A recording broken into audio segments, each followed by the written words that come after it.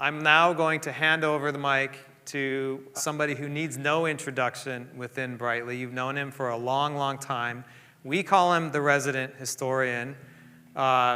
He's also, he looks a little bit like Tom Cruise, but a foot taller. So if you can't figure out who it is, you'll figure it out by now. And, yeah, Tom Cruise, but he wears the exact same sunglasses, believe it or not, the same ones from 30 years ago Brian is still wearing. So I do want to bring up Brian Bell on stage, and really excited to have him here. Brian?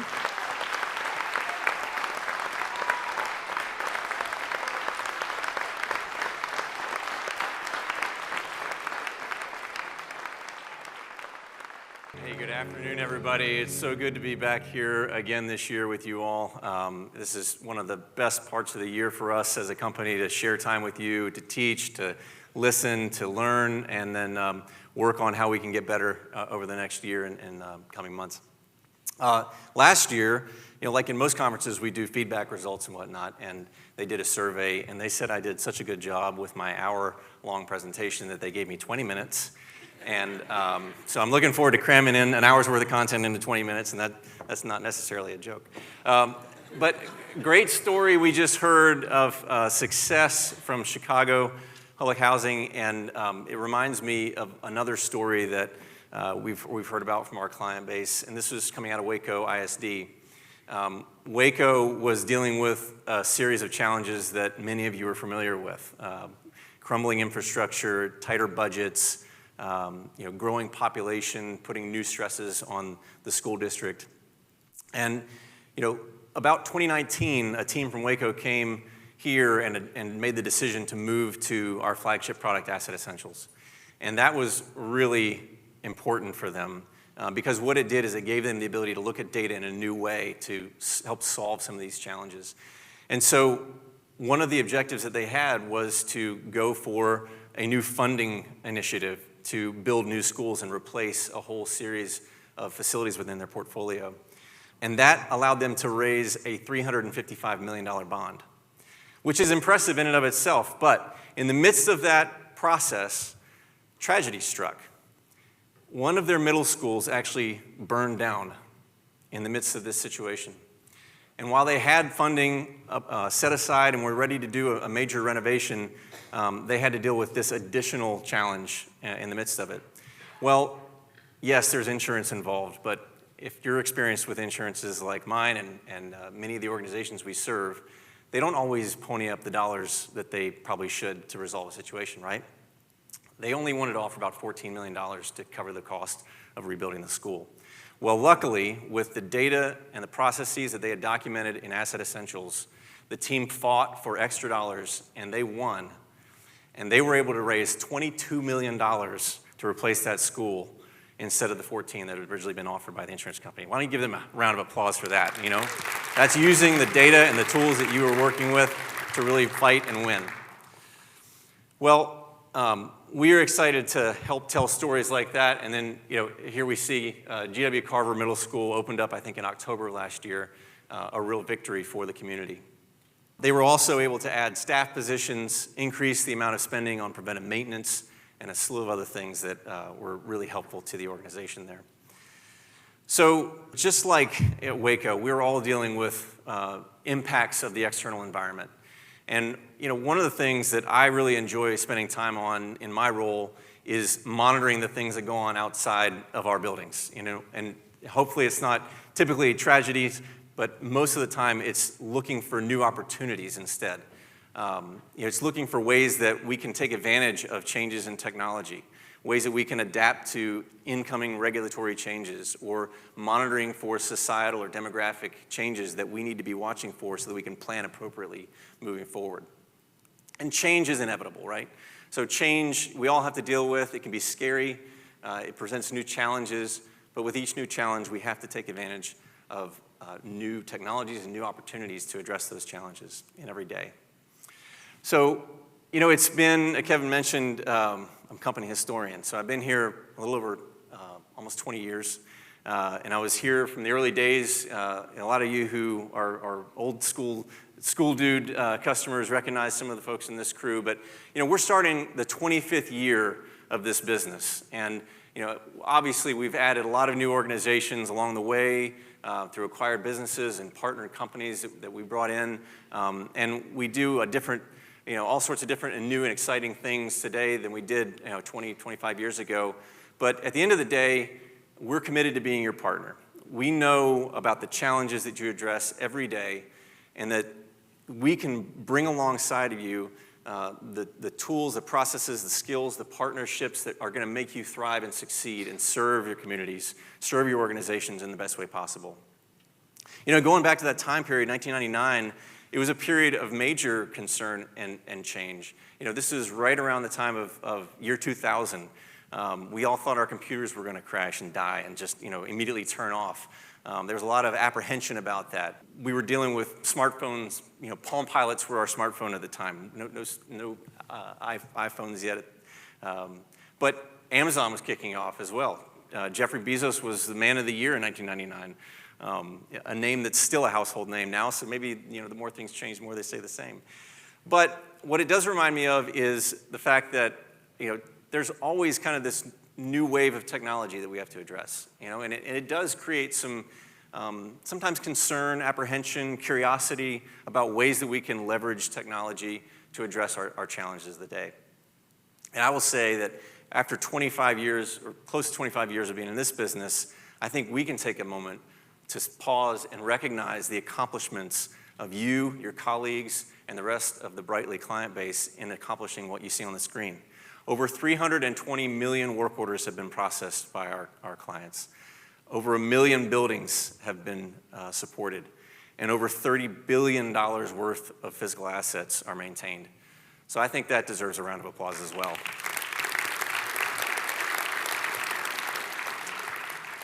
So we know your job isn't easy, and there's a lot of things that are creating headwinds for you, or uncertainty or questions. And I do want to take a minute to talk about some of these major challenges and changes in the industry. This is zooming out a little bit, not necessarily about specific products and ways that we do that today, but what is it that's going on in the world? And there's some interesting challenges, but also some opportunities mixed in here with all this. First of all, as we all know and constantly think about, regulatory changes are moving quickly, particularly related to climate, net zero, and whether you're on one side of the issue or the other, the fact of the matter is there are new regulations coming on board that we have to address. There's new reporting requirements, there's new tracking, there's new information that we have to collect about our supply chains and how we use our assets and the impact they have on the environment. This just indicates 33 states already have climate action plans in place that have various requirements around greenhouse gas emissions and electricity usage and efficiency standards and whatnot. And this is only going to increase. And we see this in the clients we serve in other geographies. Certainly when you go to Europe and the UK, these are everyday top-of-mind issues, and this seems to be a trend that's definitely coming in this direction. Luckily, we have solutions in place that we can talk to you about to help you deal with these.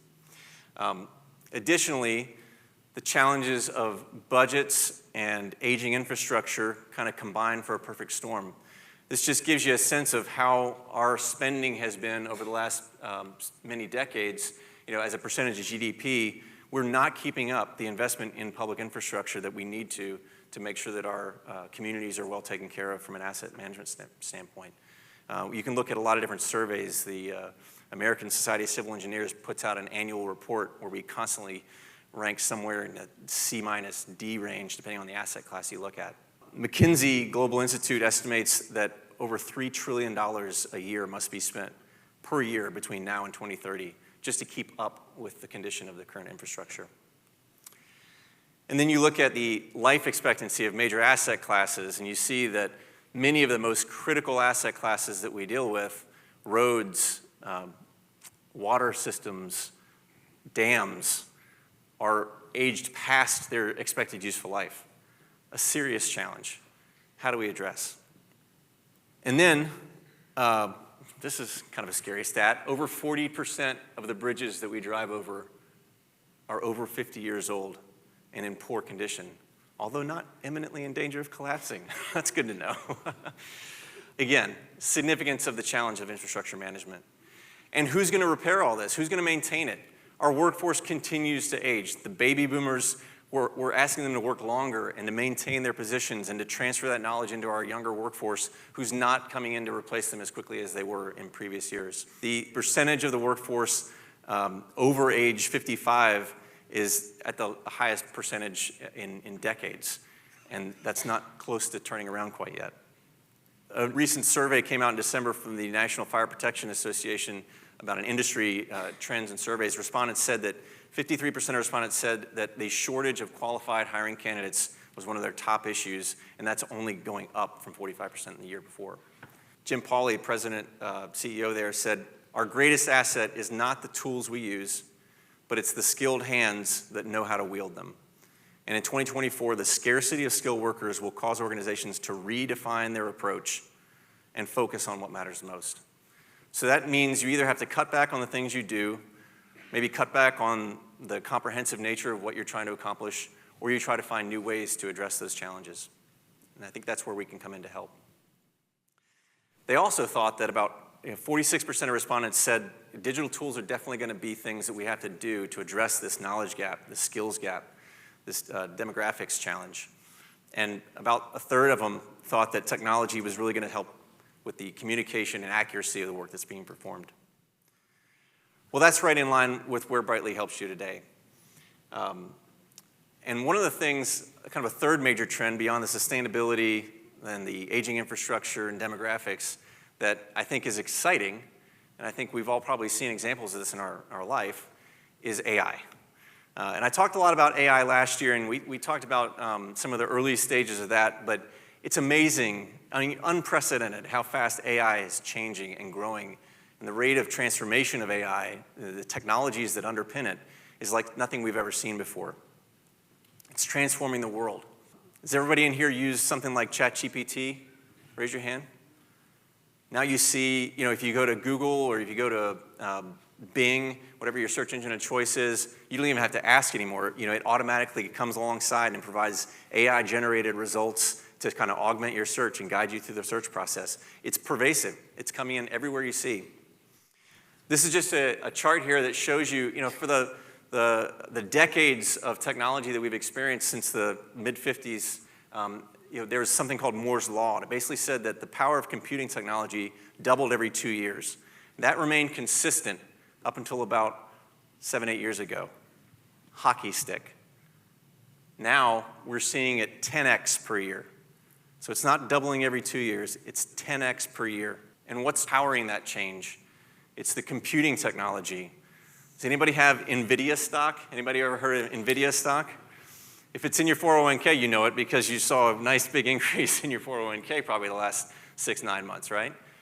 Well, NVIDIA for a long time was known as a graphical processing, computing powerhouse. They designed the chips that would drive your video cards. So if you had a kid or a friend playing Fortnite, it was probably a graphics card that was driven by NVIDIA.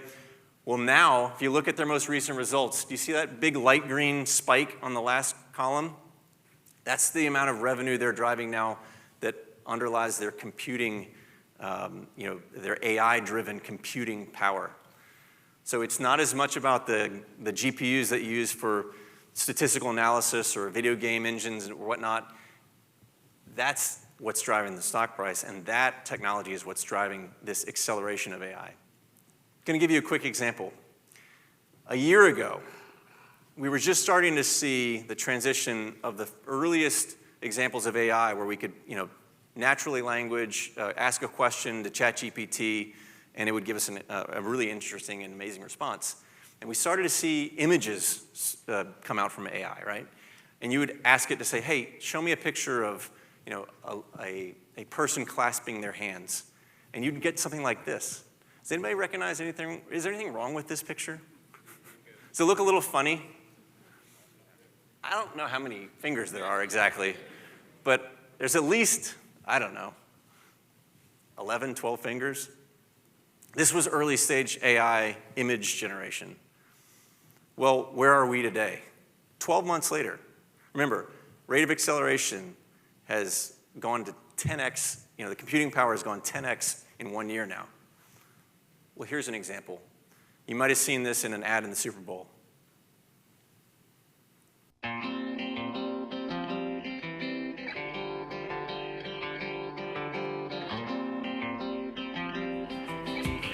completely generated by AI. Full motion, high fidelity, cinematic quality, artificial intelligence. 12 months. The difference in 12 fingers to puppies in the snow or SUVs driving through with a drone shot behind. That's the rate of acceleration of this change. It's incredible. This is having major impacts. If you were in the cinema industry, what would you be thinking about the future of your job? The careers of the people that you work with to generate content in the film industry? Well, I can tell you what Tyler Perry's thinking about. He was getting ready to build an expansive new campus in Atlanta, Georgia, and he pulled back on an $800 million investment because of what he saw in videos like the one you just did. That's significant. That's disruption. Another example. This is the Tesla Optimus Prime robot. This is not CG, this is not AI, this is a real thing. So the AI that's being used to create the autonomous driving capabilities of Tesla are now being applied to things like humanoid robots. Maybe this is a solution to some of the workforce challenges we have. I don't know.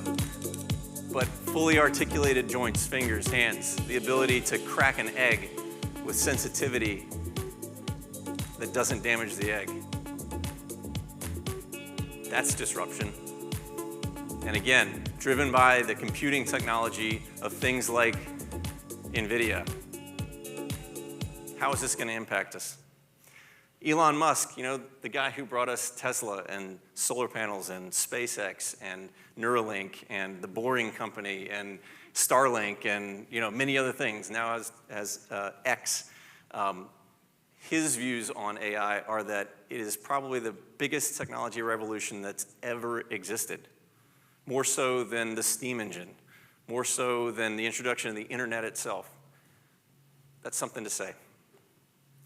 So, it's exhilarating, it's a little scary, it's interesting. We don't know exactly where it's going to go or how fast. We have some sense of it so far. But at the end of the day, what does it really come down to? It really comes down to how you solve problems. As far out as we're thinking about these amazing technologies, how does it make you do your job better? How does it come alongside you and empower you with the information, the data, the decision-making skills, the tools? And so we know that you're still moving forward, and you're accomplishing great things in spite of all this uncertainty, and we're very proud to be your partner. And we're proud of you. It's a daunting task to be in your situation, in your role with this uncertainty and these challenges, but still coming to work every day and overcoming challenges like Waco, like Chicago, and succeeding and thriving. So, again, to Kevin's point, plan, maintain, and sustain. We all have to deal with these challenges. And it's interesting. We're going to do it in different ways. We're going to apply different technologies and partnerships. But we think that there's a lot of things we can do to come alongside and help you. At the end of the day, it's about getting the job done. It's about serving the organizations that you serve. It's about serving the people that you serve. And it's about doing it with the right tools, the right information, and having the most accurate picture of your assets and your infrastructure to pursue your objectives. So Siemens has been a wonderful partner for us, as Kevin mentioned. One of the things that we're doing today, and we're really now kind of in this first full year, 18, 20 months of being with Siemens, we're really starting to tap into some of the technologies, the knowledge, the resources that are available within that whole ecosystem. As you can imagine, an $80 billion company does a lot of R&D, and whether that comes from manufacturing or healthcare or building trains and locomotives and the infrastructure related to that, there's a lot of lessons to be learned. And we're looking at ways now to leverage the investments that are being made in analytics and in AI and connectivity and IoT, and on top of the services and the capabilities that come along with the Siemens platform. So these are all accelerating our vision of where we're going with asset management today.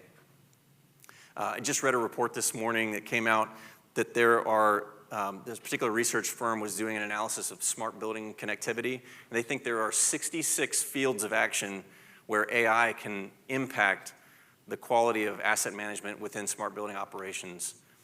You know, I find a lot of comfort in the fact that we are partnered with such a wonderful organization like Siemens that has the ability to invest in areas that address as many of those things as possible.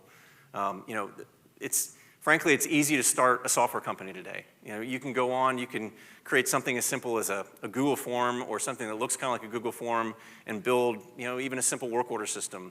But when I think about the advantages that we have and the power of the connectivity back into the Siemens platform, the 20 plus years of data that we have to access, the Internet of Things connectivity that we have through things like Building X, one of our partners here within Smart Infrastructure, the knowledge and experience of Siemens, you know, that gives me a lot of excitement about where we're going as a business to tackle these challenges, to deal with this uncertainty, and to take advantage of the technologies that are emerging in this space.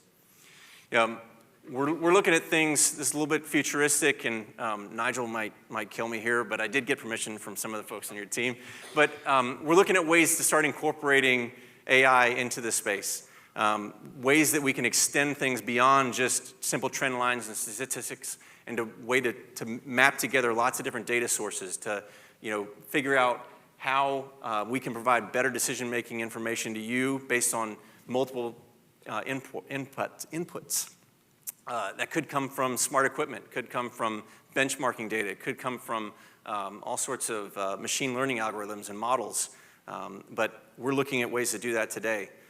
Ways that you can compare yourself against others and benchmark and make sure that you're providing the best possible services and understanding, you know, how you can modify your resource allocation or make different decisions to address it.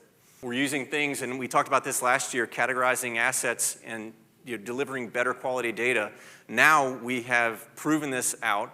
We can now take information out of things like Asset Essentials, improve the quality of your asset registry, and then help you transition to things like capital planning tools in a more meaningful way. We're excited about using technologies like this to make your job easier, to help you address some of these challenges that are, you know, imposed upon you, and we want to continue to be a great partner to you in this transition. So, as things change, we can't do our job to serve you unless we are also partnered with amazing organizations. And AWS is certainly one of those organizations that gives us technology capabilities that frankly we just couldn't do on our own and at scale. So I want to take a minute here to bring Mike Thomas up onto stage and talk a little bit about some of the ways that AWS is helping us solve some of these technology challenges.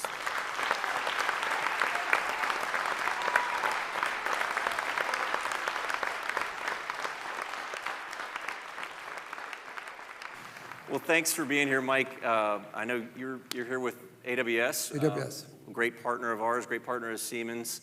And maybe just start out and tell us a little bit about what is AWS? I mean, I think we've all heard the phrase, but what does that mean? I think everybody will know, if everybody's a Prime member, we're part of Amazon. And we're essentially the technology arm of Amazon. But in 2006, we became a separate business group so we could actually take what we've learned and what we developed with Amazon and market it to enterprises. It's been very successful, initially as the infrastructure around compute and storage, but we've expanded that a great deal over into more verticals and industries. And specifically what we've done with Siemens, and I think I've heard a couple things resonated about sustainability and what we do with Siemens. We are a strategic partner with Siemens all up, specifically around digital information systems, the software group. And we've built a strategic collaboration agreement with them that we actually do build, market, and sell, co-sell together. And a lot of that's about creating the digital transformation for industrial and manufacturing firms. So we've been working for 2.5 years with Siemens to create innovation and to create solutions to move on-premises data center work to the cloud, both in the form of either a lift and shift, but with a lot of innovation, with AI in mind all the way, and then likewise creating specific SaaS solutions around, with DI software, around PLM, around Teamcenter, around SimCenter. So things that you would have thought never would have evolved to the cloud are evolving to the cloud to create, once again, data as the new oil, creating innovative solutions so that they can monetize that data and really be much more effective in sustainability and the value that we bring the customer. So I guess kind of the secret sauce of this is all of the technology that makes the magic happen of when I place an order for something at 10 o'clock at night and it shows up miraculously at 4 a.m. The next morning. There's a lot of logistics and information that has to go into figuring all that kind of stuff out. You're making that technology available to companies like ours, I guess. We're providing a lot of we're making that technology. We're blending what we learn and what we've developed with Amazon, as well as all of our partners, in creating services that are unique and add value to what you're trying to do as a SaaS provider. I think we started out, and I think we have over 300 unique services that we offer that are extensions beyond just the infrastructure play to around AI, ML, around machine learning.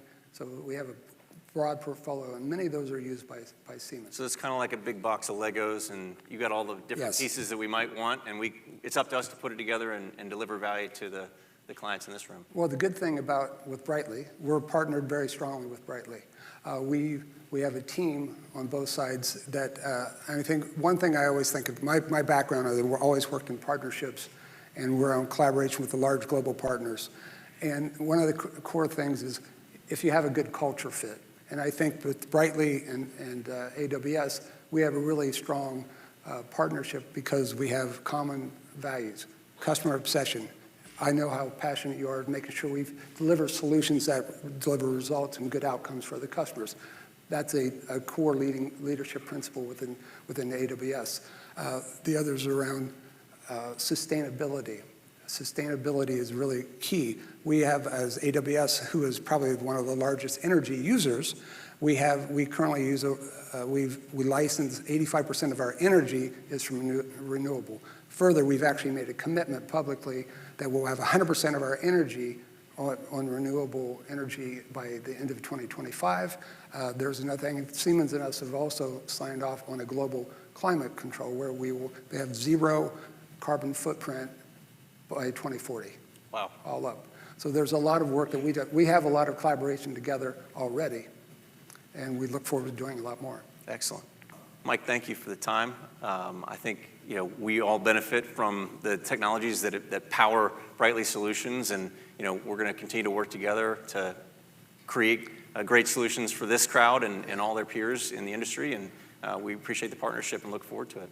Yeah, I think I guess in closing, what we're doing first as far as the core things that we want performance, we want to provide reliability, no downtime for your customers, and we want to continue the sustainability play with us. So it's very important. Security and other things are very important to you as the customer, and we're going to work very closely with Brightly to make sure that we deliver on that promise and commitment. Excellent. Great foundation to build from.